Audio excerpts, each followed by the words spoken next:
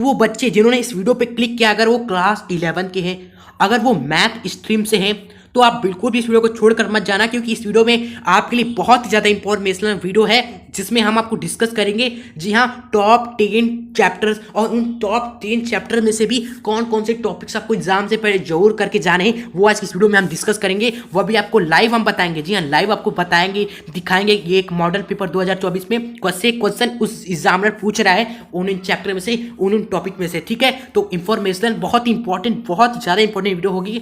वार्षिक परीक्षा 2024 से पहले आपको ये वीडियो जरूर पूरा देखकर जाना है, ठीक है। चलिए प्यारे बच्चों, आपका ज़्यादा समय नेक्स्ट नहीं करेंगे क्योंकि एग्जाम भी नजदीक आ रहा है, ठीक है। तो चलिए एक वीडियो को एक छोटा सा लाइक जरूर करेगा हमारे इस मेहनत के लिए, इस रिसर्च के लिए जो हमने मेहनत से किया है। पूरे पेपर्स को एनालिसिस करने के बाद हमने ये टॉप 10 टॉपिक्स आपके लिए तैयार किए हैं। तो चलिए बिना आपका टाइम वेस्ट करते हुए आज का ये महत्वपूर्ण वीडियो स्टार्ट कर देते हैं। वार्षिक पेपर 2024 का ये दोस्तों पत्र, ठीक है, ये एक मॉडल पेपर है। इस तरह का पेपर आपके एग्जाम में आने वाला है कुछ दिनों बाद, ठीक है। तो प्यारे बच्चों, क्वेश्चन तो सेम रहेगा नहीं, क्योंकि भाई क्वेश्चन हमेशा मैथ्स में चेंज होता रहता है। लेकिन हाँ, जिस चैप्टर को हम आपको बताएंगे, जो भी चैप्टर बताएंगे प्यारे बच्चों, उस चैप्टर से 100% क्वेश्चन आपके एग्जाम में पूछा जाना ही है। इसका टेंशन आप मत लीजिएगा, ठीक है। तो हम आपको जो चैप्टर बताएंगे ना, उस चैप्टर को बस आपको क्या करना है ना, नोट करते चलना है। एक जगह आपको लिख लेना है कि हाँ यार, ये चैप्टर हमें एग्जाम से पहले करके जाने ही है, अगर अच्छा नंबर या पास होना है, ठीक है। चलिए, तो सबसे पहला दोस्तों हम क्वेश्चन आपके साथ शेयर करते हैं, और चैप्टर आपको सबसे पहला जो आपको बताते हैं, जो आपको करके ही जाना है, वो है आपका प्यारे बच्चों लिमिट्स। जी हाँ, आपको लिमिट चैप्टर, हमेशा लिमिट चैप्टर बहुत ही ज़्यादा इंपॉर्टेंट चैप्टर है, और इससे आपको 2 या 3 क्वेश्चन एग्जाम में जरूर देखने को मिलेंगे। आपको लिमिट्स के बारे में प्यारे बच्चों 2-3 घंटा लगा देना है, कहीं से भी प्यारे बच्चों, यूट्यूब पे बहुत वीडियो पढ़े, आप लिमिट को अच्छे तरीके से कर लीजिएगा, ठीक है। लिमिट कैसे निकालते हैं, कैसा भी लिमिट आ जाए प्यारे बच्चों, उसका एक तरीका होता है, ठीक है। तो आप अच्छे से सीख लीजिएगा लिमिट्स निकालना। 2-3 क्वेश्चन एग्जाम में आपके दिखने ही वाले हैं। उसके बाद जो नेक्स्ट चीज़ों पर हम पढ़ते हैं प्यारे बच्चों, वह है प्यारे बच्चों परवलय, ठीक है। परवले से भी क्वेश्चन एग्जाम में आप उठा कर देखोगे। पेपर कई सारे हमने देखने के बाद ये वीडियो बना रहे हैं, ऐसा नहीं कि यही पेपर से आपको बता रहे हैं, हमने कई पेपर देखे, परवले से रिलेटिव क्वेश्चन जरूर पूछा गया, ठीक है। लेकिन सबसे ज्यादा इंपॉर्टेंट है, नोट करिए, टॉप नंबर 1 है, टॉप 1 पे आप किसको पढ़ेंगे, पहले लिमिट को पढ़ेंगे, लिमिट को अच्छे से कर लेंगे बच्चों, ठीक है। चलिए, तो लिमिट आपने लिख लिया, लिमिट को अच्छे से कर लेंगे, ठीक है। उसके बाद बच्चों आपका जो पढ़ेंगे वह है आपका परवले के बारे में, आखिर परवले क्या होता है। और परवले से भी पहले जो टॉप नंबर 2 है, जी हाँ, टॉप चैप्टर में टॉप 2 में आप लिखेंगे कौन सा टॉपिक, कौन सा चैप्टर, वो है आपका सरल रेखा, सरल रेखा। जी हाँ, इस टॉपिक को, इस पूरे चैप्टर में दोस्तों कुछ ही कॉन्सेप्ट है जो आपको पढ़ के जाने हैं। अब सरल रेखा में क्या क्या चीजें आपको देख लेनी है, देखिए हम आपको बताते हैं। इसलिए हम कह रहे हैं कि यार, ये जो वीडियो है केवल पेपर का एनालिसिस नहीं, बल्कि पूरे मैथ्स के दोस्तों कॉन्सेप्ट का, पूरे बुक का एनालिसिस है ये, ठीक है। तो वीडियो को लास्ट तक और नोट के साथ देखिएगा। तो सरल रेखा जो हमने आपको बताया, इसमें आपको क्या करके जाना है, ध्यान दीजिए। सरल रेखा हमने ये लिख दिया आपके सामने। तो इसमें पहले जो आपको देख लेना है कि यार, किसी भी कोई भी एक रेखा है, ठीक है, कोई भी एक रेखा है, उसका हम कैसे निकालते हैं, प्रवणता बोले तो उसका ढाल हम कैसे निकालते हैं, उसका ढाल कैसे निकालते हैं, जिसको हम बोलते हैं पहले जो टैन थीटा, आपने सुना होगा, टैन थीटा बोल दिया, या इसी को ढाल को हम स्मॉल m से भी दिखाते हैं। कोई भी रेखा है प्यारे बच्चों, अगर आपको उस रेखा की 2 बिंदु दिया हुआ, एक बिंदु है a, b, ठीक है, एक बिंदु है आपका यहाँ से, मान लो दूसरा बिंदु है C, D, तो इस रेखा की दोस्तों प्रवणता ढाल आप कैसे निकालोगे, ये आपको आना चाहिए। उसके बाद जो आपको पढ़ के ही जाना है सरल रेखा में, वह है सरल रेखा का दोस्तों समीकरण। जैसे कि हमने आपको 2 बिंदु दे दिया, a, b, एवं एक बिंदु हमने दे दिया C, D, ठीक है। अगर हमने आपसे पूछा ये 2 बिंदु के सहायता से आप दोस्तों सरल रेखा का क्या करो, समीकरण पथ निकालो। जो समीकरण होता है ना, x, x 3x + 2y, वैसा समीकरण आपको निकालना आना चाहिए। सरल रेखा में ही आप पढ़ते हैं, ठीक है। तो सरल रेखा में आप इन चीज़ों को जरूर ही करके जाइएगा, एक है समीकरण को निकालना, एक है ढाल पता करना, ठीक है। चलिए, उसके बाद हम देखेंगे यहाँ पर परवलय के बारे में। टॉप 3 में आप डालेंगे, टॉप नंबर 3 में हम किसके बारे में पढ़ेंगे, परवलय के बारे में। परवलय के बारे में एक क्वेश्चन इसमें जरूरी पूछा जाने वाला है। परवलय क्या होता है दोस्तों, परवलय का समीकरण कैसे लिखते हैं, परवलय का समीकरण कैसे लिखते हैं ये देख लेना है आपको। परवलय का दोस्तों नाभि लंब हम कैसे निकालते हैं, ठीक है। तो परवलय के छोटे छोटे क्वेश्चन आते हैं 2-3 नंबर के, लेकिन आते जरूर है। तो आपको परवलय टॉप नंबर 3 में आपको डालना है टॉपिक, ठीक है। अभी नोट करिए जस्ट। देखिए उसके बाद देखिए तीसरा क्वेश्चन देखो पूछा है ना, सरल रेखा परस्पर क्या है, लंब है, तो उनके बीच में प्रवणता का गुणनफल होगा, ठीक है। तो आपको पता होना चाहिए अगर दो रेखा का प्रवणता एवं दूसरे रेखा का पौर्ता का जो गुणनफल होता है वो -1 होता है। ये किसमें पढ़ते हो? सरल रेखा में ही पढ़ते हैं, ठीक है। तो सरल रेखा अच्छे से पढ़ के ही जाइएगा। तो टॉप नंबर जो फोर टॉपिक है, टॉप 4 टॉपिक या चैप्टर है आपका, जो आपको अभी करके जाना एग्जाम से पहले, वह है आपका वृत्त। जी हाँ, अब हमको बताने वाले कि यार कि वृत्त में आपको क्या करके जाना है, सर्कल में आपको क्या पढ़ के जाना है। सर देखो, सर्कल जो है आपका चैप्टर सर्कल, जी हाँ, इस चैप्टर में आपको 2-3 चीजें आपको देख लेनी है। पहले कि जो भी सर्कल है, वृत्त है, उसका समीकरण हम कैसे लिखते हैं, ठीक है। एंड इस समीकरण से पहले बच्चों त्रिज्या हम कैसे निकालते हैं। किसी भी वृत्त की अगर समीकरण लिखा हुआ है आपके सामने तो उसकी त्रिज्या कैसे निकालोगे, ये देख लेना, आपके लिए बहुत ही ज्यादा इंपॉर्टेंट है। उस वृत्त का पहले बच्चों उस वृत्त का दोस्तों केंद्र पता करना। अगर वृत्त का समीकरण दिया है तो उसका त्रिज्या कैसे निकालते हैं एवं केंद्र कैसे पता करते हैं, ये इंपॉर्टेंट चीजें हैं दोस्तों सर्कल में, जो आपको देख कर ही जाने। वैसे आप हम तो कह रहे सर्कल ही पूरा ही पढ़ लीजिए बस प्यारे बच्चों, 2-3 घंटा मेहनत करना पड़ेगा आपको दोस्तों हर एक टॉपिक पर, तभी आप दोस्तों अच्छे नंबर लेकर आ पाओगे एग्जाम में, ठीक है। चलिए उसके बाद हम, तो आप खुद देखिए प्यारे बच्चों, यहाँ पर अभी हमने आपसे कहा कि आपको वृत्त चैप्टर जरूर पढ़ना है। हमेशा क्वेश्चन आता है, कोई भी पेपर उठा के देख लो, यहाँ पर क्वेश्चन ही पूछा है वृत्त का केंद्र एवं त्रिज्या ज्ञात कीजिए, ठीक है। तो यही आप समीकरण दिया है, बस आपको इसी समीकरण से त्रिज्या निकालिए, केंद्र निकालना है, ठीक है। तो क्वेश्चन हर साल आता है। और लिमिट चैप्टर को हमने टॉप 1 में क्यों रखा, क्योंकि उससे कई क्वेश्चन आते हैं। देखिए यहाँ पर लिमिट पूछा गया है निकालने को, ठीक है। तो आपको जितना भी चैप्टर आपको बता रहे हैं बच्चों, आपको हर एक चैप्टर को अच्छे से 1 शॉट में उसका तैयारी कर लेना है। फिर NCERT, जी हाँ, NCERT के क्वेश्चंस को सॉल्व करना है, ठीक है। बस इतना ही आप करिए, क्योंकि समय बहुत ही कम है, ठीक है। बाकी जो ने अच्छे से पढ़ा हुआ है उनको और भी अच्छा बेस्ट ऑफ लक, क्योंकि आपने इस महत्वपूर्ण चैप्टर को कर लिया है, ठीक है।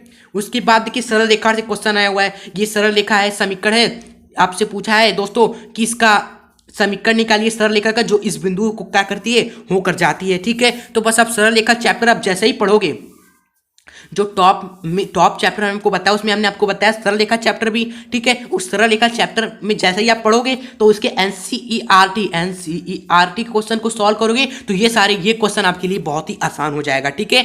चलिए उसके बाद की हम आपको बताने जा रहे हैं, अब हम टॉप 5 चैप्टर, 5वां टॉप चैप्टर कौन सा है वो आपके सामने आ चुका है बच्चों, समांतर एवं गुरुत्वाकर्षण श्रेणी। जी हाँ, टॉप 5 चैप्टर आपका यही है, 5वां चैप्टर आपका यही है, समांतर श्रेणी पढ़ना है एवं गुरुत्वाकर्षण श्रेणी पढ़ना है। और अगर आपके पास और भी समय कम है तो भाई इन समांतर एवं गुरुत्वाकर्षण श्रेणी में, यानी कि AP में एंड जो GP है ना, इसमें आप 3 चीजें आप जरूर करके जाइएगा। एक है एनवा पद कैसे निकालते हैं, ठीक है, सम कैसे निकालते हैं एन पदों का, एवं आपका जो होता है, ठीक है ना।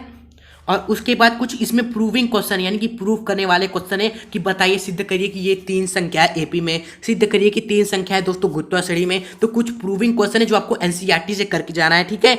ये है मोस्ट इंपॉर्टेंट चीज जो आपको करके ही जानी है। उसके बाद है आपका दोस्तों जो चैप्टर हमको बताने जा रहे हैं वो होगा आपका टॉप नंबर 6 में, जो आपका है ना टॉप 6 चैप्टर जो है आपका 6वां, वो आपके सामने आ चुका होगा, क्रमचय एवं संचय चैप्टर, ठीक है।